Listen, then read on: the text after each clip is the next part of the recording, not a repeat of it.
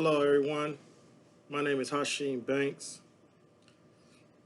This is communication class. This is my intro.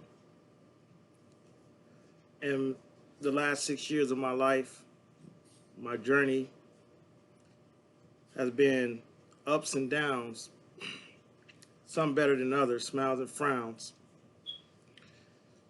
Through this journey, I had to start with in 2014. I had got injured, and I had been a union carpenter for 15 years, and so getting injured, my life had to start all over again. And so there was a lot of uncertainty of what I was going to do, how it was going to fold out, what was going to happen. Um, I wasn't even keen to any kind of surgeries or anything like that. So it was it was a big, question mark on, what was going to happen in my life, and, how was it all going to, conclude.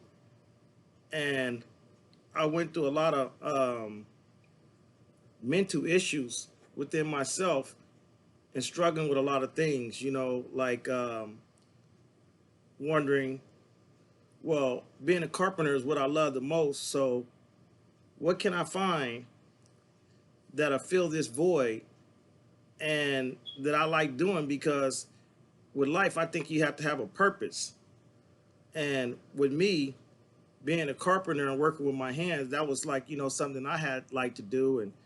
And I, it made me feel, meaningful, and it filled my void. So with that being said, when they let me know that I could not return back to the job of injury, I was really torn, you know what I'm saying? Because I thought it was just going to be a couple surgeries, get back to it, and, just go back to work. So when the doctors informed me that I wasn't going to be able to go back to the job of injuries, I really struggled for a long time with that. So when I really first had my first surgery, I got on opiates, and that was a big journey within itself, because I got hooked on that. And so that kind of like took a bad spin.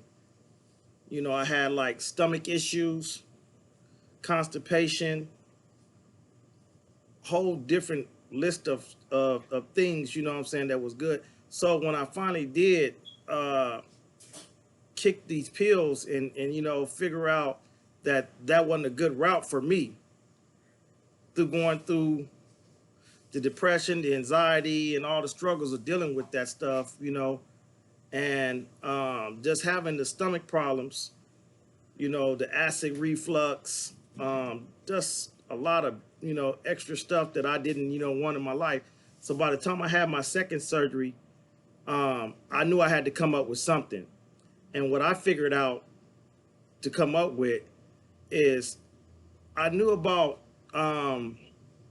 cannabis, but as an addict, you don't really want to go back to, anything that's gonna, bring you back to addiction. And so I start, reading up on like pain creams and rubs and salves and stuff. So I knew I wasn't going back to no pills, because when I got injured, I injured my back, tore my rotator cuff, and chipped a bone in my right knee.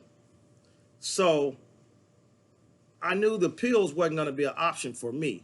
So I had to find an alternative method of just being able to cope with it and deal with this stuff. And so what I did, I started, doing a lot of research and came up with like different salves and creams by using the CBDs and stuff like this. And so that's the only thing that got me through. So by the time I had my second surgery, it was real easy for me, you know what I'm saying, because I didn't have to worry about, being addicted to pain meds and all this kind of stuff, because I can truly say that this cannabis stuff, this alternative that I was trying, it really worked for me.